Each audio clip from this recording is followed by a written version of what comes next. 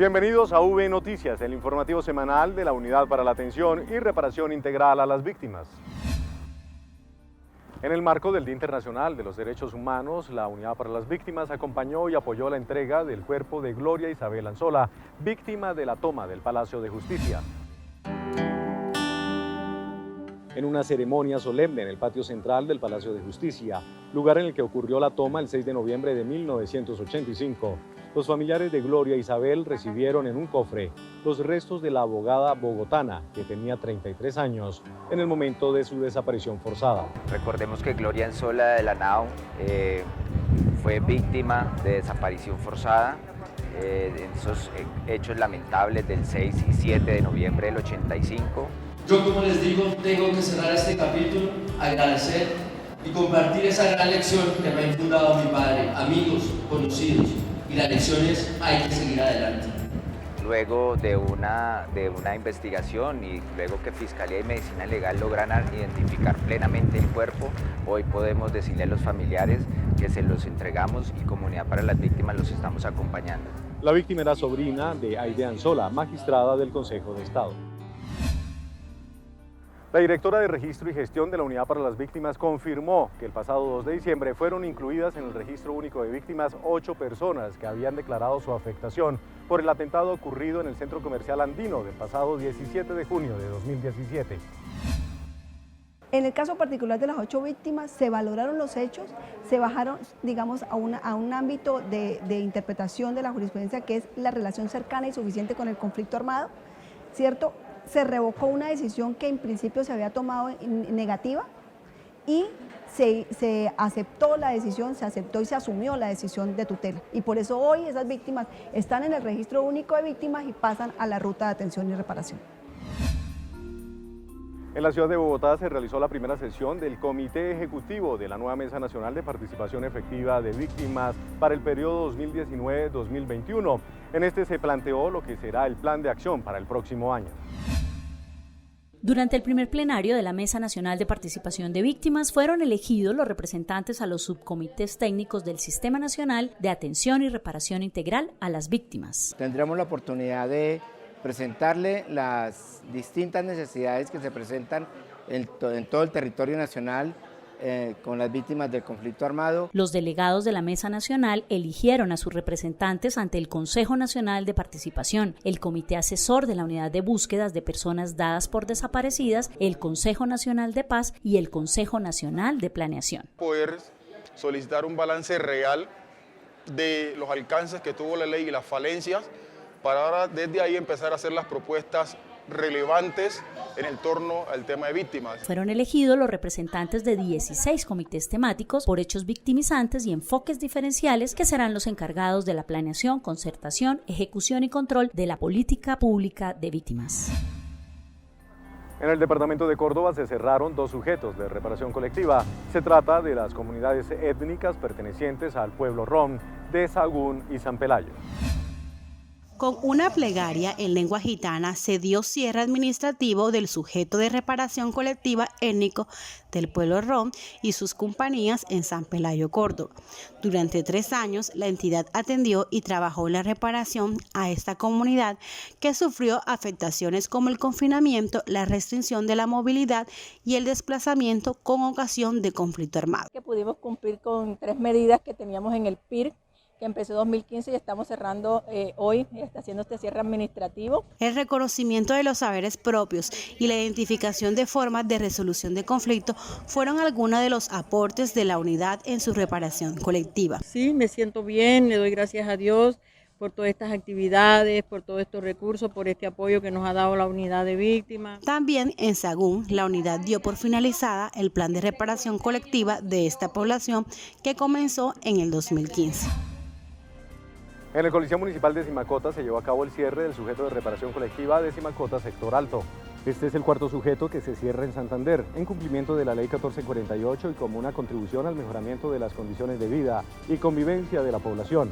El evento contó con el acompañamiento de la Policía Nacional, la Administración Municipal, el Comité de Impulso y las comunidades de las 17 veredas del municipio. Seguiremos durante 2020 en ese proceso de ayudarle a las víctimas, de mejorar sus condiciones y lograr que de la resiliencia tengan una nueva oportunidad de construcción y mejoren sus condiciones de vida. La Unidad para las Víctimas y el Ejército Nacional fijaron los parámetros para definir la situación militar de las víctimas. Se busca facilitar los trámites a los jóvenes víctimas del conflicto armado. El director general de la Unidad para las Víctimas, Ramón Rodríguez Andrade, y el coronel Milton César Escobar Gallego, director de reclutamiento del Ejército Nacional, firmaron la ruta operativa para el protocolo de definición de la situación militar a ciudadanos víctimas. Esto cobija a personas entre los 18 y 50 años, incluidas en el Registro Único de Víctimas. Con esto lo que buscamos es poder tener la oportunidad de acelerar y de mejorar estos procesos de tal forma que ellos tengan la oportunidad de tener esas mismas garantías de todos los ciudadanos colombianos. Sobrevivientes de San Pedro de Urabá recibieron por parte de la Unidad para las Víctimas una placa de desagravio como medida de reparación simbólica. La entrega se dio como parte del fallo de justicia y paz contra Jesús Ignacio Roldán, alias Monoleche, desmovilizado del bloque Calima de las Autodefensas Unidas de Colombia. Durante la ceremonia fueron dignificadas 89 víctimas reconocidas en la sentencia, como lo solicitaron las familias, y se constituye en una medida de reparación simbólica por los hechos victimizantes de homicidio en persona protegida, desaparición forzada y secuestro. En desarrollo del proceso de retornos y reubicaciones de la Unidad para las Víctimas, la Dirección Territorial Caquetá Huila realizó la entrega de dotaciones escolares a la institución educativa Rodrigo Lara Bonilla, ubicada en la comuna número 6 de la ciudad de Neiva. La entrega por un valor cercano a los 175 millones de pesos consta de mesas, sillas, comedores, archivadores, escritorios, tableros y accesorios para cocina, con los cuales se busca mejorar la alimentación y la formación académica de los estudiantes, que en su mayoría son víctimas del conflicto armado. En esta importante institución, el 70% de los niños son víctimas del conflicto armado y reciben con beneplácito hoy esta dotación tan importante que se entrega en el marco del Plan de Retornos y Reubicaciones. Con una jornada de caracterización y compartir de saberes, un grupo de mujeres, niños y niñas indígenas en la ciudad de Bogotá se beneficiaron de una jornada de atención prestada por la Unidad para las Víctimas. En la Casa Indígena en Bogotá, 17 mujeres y 38 niños, niñas y adolescentes que sufrieron distintos tipos de afectaciones durante el conflicto armado compartieron saberes y experiencias, recibieron atención psicosocial y fueron caracterizados con miras a su reparación. La caracterización es la herramienta técnica que nos permite tener esas características para poder hacer mejores políticas públicas, para poder hacer mejores intervenciones, para poder tener mejores priorizaciones. Paulina Magín, gobernadora del resguardo Yanacona, Bogotá, destacó la labor realizada por la Unidad para las Víctimas. Y a la población indígena, pues seguir resistiendo a través del tiempo, porque eso es nuestro legado y nuestra obligación como autoridades y como indígenas. Estas acciones de la Unidad para las Víctimas tienen como objetivo dar a conocer las diferentes nociones de las violencias desde la perspectiva de las mujeres y niñas, niños y adolescentes indígenas. 9 sobrevivientes del conflicto armado expusieron en la edición número 29 de Exoartesanías en la ciudad de Bogotá sus proyectos de emprendimiento como fortalecimiento al proceso de reparación integral. Las víctimas del conflicto presentaron sus iniciativas, entre las que se destacan tejidos, orfebrería, joyas y accesorios hechos todos a mano en la feria más grande de artesanías y productos culturales de Colombia, Expo Artesanías, realizada en la ciudad de Bogotá. Nosotros fabricamos en pura paja tetera. En paja tetera hacemos todo esto y esto lo hacemos en chocolatillo. Tenemos estas dos industrias. Por 4 años consecutivos, la Unidad para las Víctimas brinda este espacio en Corferias para apoyar proyectos productivos de los sobrevivientes del conflicto en sus procesos de reparación integral. Es una forma de reconstruir la memoria frente a los procesos que se adelantaban en el territorio y que hacen parte de la recuperación de todo el tejido social y especialmente en el tema cultural. Entonces, por eso es tan importante estar aquí en Expo Artesanías apoyando a los artesanos víctimas del conflicto.